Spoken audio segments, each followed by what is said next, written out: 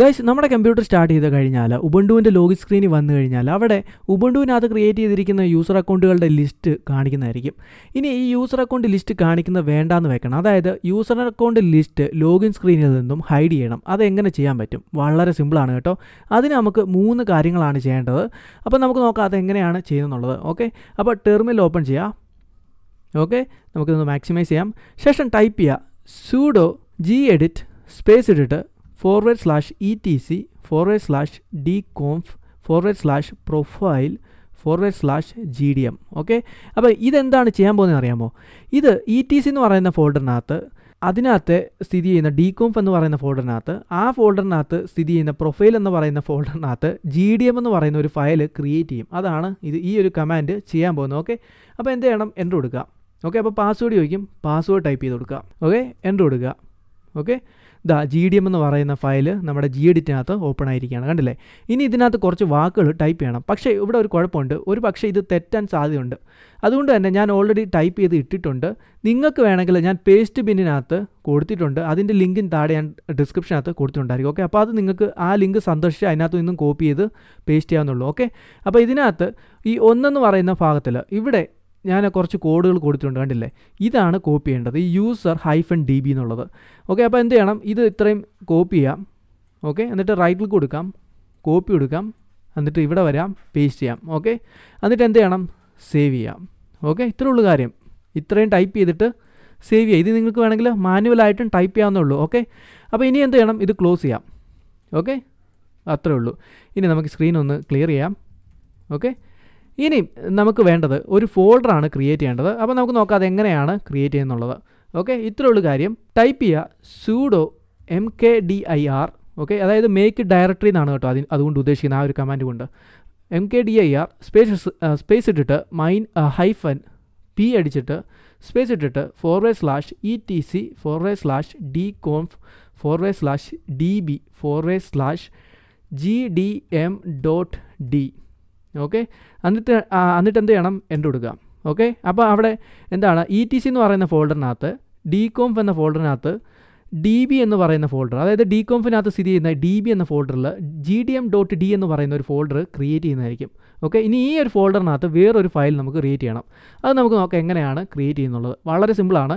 Type ചെയ്യുക sudo gedit space ഇട്ടിട്ട് etc/db/db/gdm.d/00-login-screen. Okay, എന്നിട്ട് എന്ത് ചെയ്യണം? എൻ്റർ കൊടുക്കാം.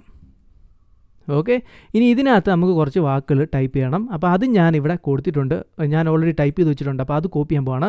ഇത് നിങ്ങൾക്ക് പേസ്റ്റ് ബിന്നിനകത്ത് ചെന്ന് കഴിഞ്ഞാൽ കിട്ടുന്നതാണ്. ഓക്കെ, അപ്പോൾ ഇത്രയേ ഉള്ളൂ കാര്യം. ഇവിടെ കണ്ടില്ലേ? ബ്രാക്കറ്റ് ഇട്ട് org-nom തൊട്ട് ഈ ട്രൂ എന്ന് പറയുന്ന ഇടം വരെയാണ് കോപ്പി ചെയ്യേണ്ടത്. കണ്ടില്ലേ? ഓക്കെ, അപ്പോൾ ഇത് റൈറ്റ് ക്ലിക്ക് കൊടുക്കാം, കോപ്പി കൊടുക്കാം, ഇവിടെ പേസ്റ്റ് ചെയ്യാം, സേവ് കൊടുക്കാം. ഓക്കെ, ശേഷം ഇത് ക്ലോസ് ചെയ്യാം. ഓക്കെ, അപ്പോൾ അത്രയേ ഉള്ളൂ ഗൈസ്. ഇനി ഒരു കാര്യം കൂടി ചെയ്യാനുണ്ട്. ഓക്കെ, ഇനി ഫൈനലായിട്ടുള്ള കാര്യമാണ്. ഇത്രയേ ഉള്ളൂ കാര്യം. sudo dconf update. ഓക്കെ, എന്നിട്ട് എൻ്റർ കൊടുക്കാം. ഓക്കെ ഗൈസ്, അപ്പോൾ അത്രയേ ഉള്ളൂ. ഇനി നമുക്ക് നോക്കാം ഈ ചെയ്ത മാറ്റങ്ങളൊക്കെ വന്നിട്ടുണ്ടോ ഇല്ലയോ എന്നുള്ളത്. അതിനെന്ത് ചെയ്യണം? ആപ്ലിക്കേഷൻസ് എല്ലാം ക്ലോസ് ചെയ്യുക, എന്നിട്ട് ലോഗൗട്ട് ചെയ്യുക. ഓക്കെ, ഇപ്പം ഞാൻ നിൽക്കുന്നത് ലോഗിൻ സ്ക്രീനിലാണ്. ഇവിടെ നിങ്ങൾക്ക് കാണാൻ പറ്റും, ഇവിടെ യൂസർ അക്കൗണ്ട് ലിസ്റ്റ് ഒന്നും തന്നെ കാണിക്കുന്നില്ല. പകരം ചെറിയൊരു ബോക്സ് കാണിച്ചിട്ടുണ്ട്, അതിനകത്ത് യൂസർ നെയിം എന്ന് എഴുതിയിട്ടുണ്ട്. ഇവിടെ നിങ്ങൾക്ക് ലോഗിൻ ചെയ്യേണ്ട അക്കൗണ്ടിൻ്റെ പേര് അല്ലെങ്കിൽ എന്താ പറയുക യൂസർ നെയിം അടിച്ചു കൊടുക്കുക. ശേഷം എൻ്റർ കൊടുക്കുക. അന്നേരം പാസ്വേഡ് ചോദിക്കും, പാസ്വേഡ് ടൈപ്പ് ചെയ്യുക, എൻ്റർ കൊടുക്കുക. ഓക്കെ ഗൈസ്, അങ്ങനെ നമുക്ക് ലോഗിൻ സ്ക്രീനിൽ യൂസർ അക്കൗണ്ട് ലിസ്റ്റ് കാണിക്കുന്നത് നിർത്താവുന്നതാണ്. ഇനി അതല്ല, നിങ്ങൾക്ക് എപ്പോഴെങ്കിലും തോന്നുകയാണ് യൂസർ അക്കൗണ്ട് ലിസ്റ്റ് കാണിക്കുന്നത് തിരിച്ചു വേണമെന്നുണ്ടെങ്കിൽ ആ സമയത്ത് എന്ത് ചെയ്യാൻ പറ്റും? വളരെ സിമ്പിളാണ്. ടെർമിനൽ എടുക്കുക.